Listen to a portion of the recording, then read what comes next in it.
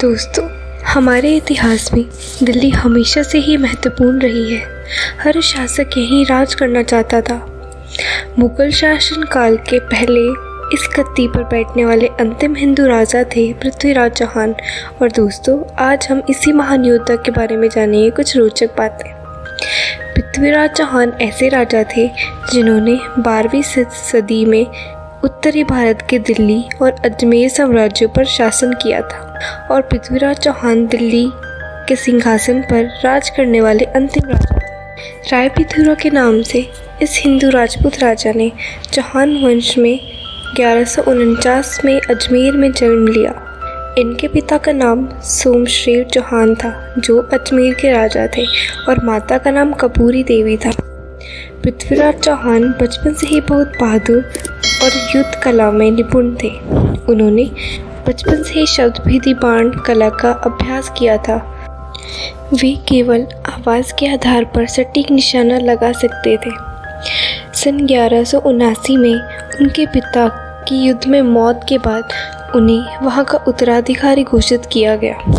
उन्होंने 2 राजधानियां दिल्ली और अजमेर पर शासन किया, जो उनके नवाजी अक्रपाल और तोमरा वंश के अंगपाल तृतीय में सौंपी थी। राजा होते हुए उन्होंने अपने साम्राज्य की विस्तार करने के लिए कई अभियान चलाए और एक बहादुर योद्धा के रूप में जाने जाने लगे।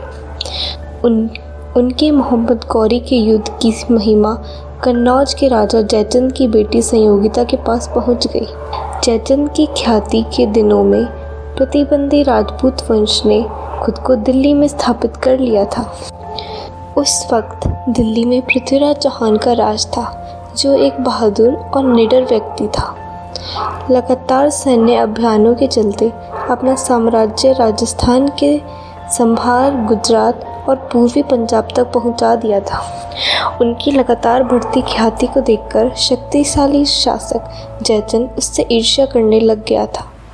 पृथ्वीराज के बहादुरी के किस्से देश में दूर दूर तक फैल गए थे और वो आम जन में मुख्य बातचीत का हिस्सा बन गए थे।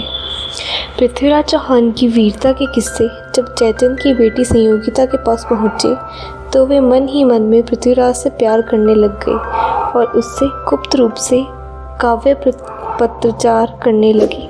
संयोगिता के अभिमानी पिता जयचंद को जब ये बात पता चली, तो उन्होंने अपनी बेटी और उसके प्रेमी पृथ्वीराज को सबक सिखाने का निश्चय किया।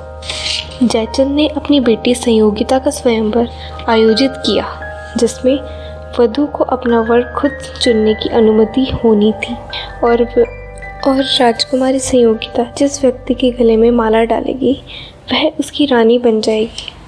जयचंद ने देश के सभी बड़े और छोटे राजकुमारों को शाही स्वयंवर में सम्मिलित होने का न्योता दिया। उसने जानबूझकर पृथ्वीराज को न्योता नहीं दिया, और यही नहीं बल्कि पृथ्वी को बेइज्जत करने के लिए द्वारपालों के स्थान पर पृथ्वीराज की मूर्ति लगाई गई। पृथ्वी को जयचंद की इस सोची समझी चाल का पता चल गया और उसने अपनी प्रेमिका को पाने के लिए एक गुप्त योजना बनाई। स्वयंवर के दिन संयोगिता सभी राजकुमारों के पास गुजरती गई। उसने सबको नज़रअंदाज करते हुए द्वार पर रखी पृथ्वीराज की मूर्ति पर हाथ चढ़ा दिया। सभा में एकत्रित लोग दंग रह गए, क्योंकि उन्होंने सबको नज़रअंदाज करके एक निर्जीव मूर्ति का सम्मान किया। लेकिन राजा जयचंद को अभी झटके लगने बाकी थे। पृथ्वीराज उस द्वारपाल की मूर्ति के पीछे खड़े थे और उन्होंने धीरे से संयोगिता को उठाया और अपने घोड़े पर बिठाकर तीव्र गति से ले गए।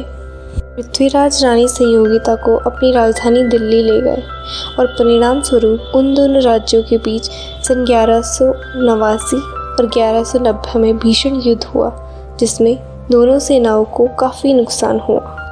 उसके बाद मोहम्मद गौरी ने पृथ्वीराज की उदारता का सम्मान न करते हुए सन 1192 में देर रात को पृथ्वीराज पर आक्रमण कर दिया। मोहम्मद गौरी ने 17वीं बार अपनी पहले से मजबूत सेना के साथ मध्यांतर से पहले राजपूत सेना पर आक्रमण कर पृथ्वीराज को पराजित कर दिया। इस बार पराजित पृथ्वीराज को बेड़ियों में बांधा और अफगानिस्तान में लाया गया। तो पृथ्वीराज की व्यथा यहीं पर ख़त्म नहीं हुई। उन्हें एक कैदियों की भांति मोहम्मद गौरी के दरबार में रखा गया था। एक दिन जब मोहम्मद गौरी ने उसे दरबार में पेश करने को कहा तो कैदियों की भांति उसे घसीटते हुए मोहम्मद गौरी के दरबार में लाया गया। उस समय पृथ्वीराज मोहम्मद गौरी की आंखों में आंखें डालकर घूर रहा था। पृथ्वीराज का यह कृत्य गौरी को बहुत अपमानित लगा और उसने पृथ्वीराज को आंखें नीची करने को कहा। तब पृथ्वीराज ने उसे कहा कि आज मेरी वजह से ही तू जिंदा है और एक राजपूत की मौत के बाद ही उसकी आंखें नीची होती है। पृथ्वी की ये बात सुनकर गौरी आग बबूला हो गया और उसने पृथ्वीराज की आंखें नोचने को कहा। उसके बाद पृथ्वीराज की आंखें सलाखों से नोच दी गई।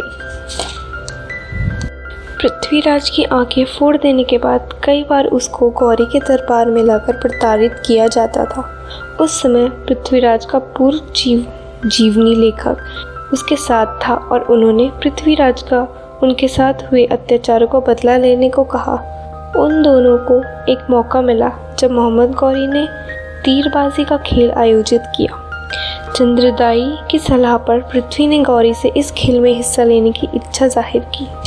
मोहम्मद गौरी पृथ्वीराज की इस कला से वाकिफ़ नहीं था कि वे आग बंद करके भी बाण चलाने में सक्षम हैं। इसलिए उन्होंने पृथ्वीराज का मजाक उड़ाते हुए उन्हें इस प्रतियोगिता में हिस्सा लेने का आदेश दे दिया। जिस दिन ये खेल आयोजित किया गया उस दिन चंद्रदाई ने एक दोहा गाया जिसमें उन्होंने पृथ्वीराज की और मोहम्मद गौरी की दूरी बताई और पृथ्वीराज ने अंदाजे से तीर चलाया और वो तीर जाके सीधा मोहम्मद गौरी के गले में लगा और उसी समय उनकी मृत्यु हो गई।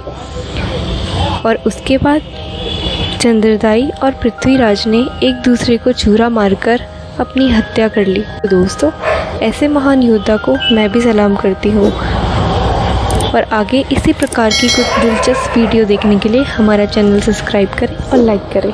धन्यवाद।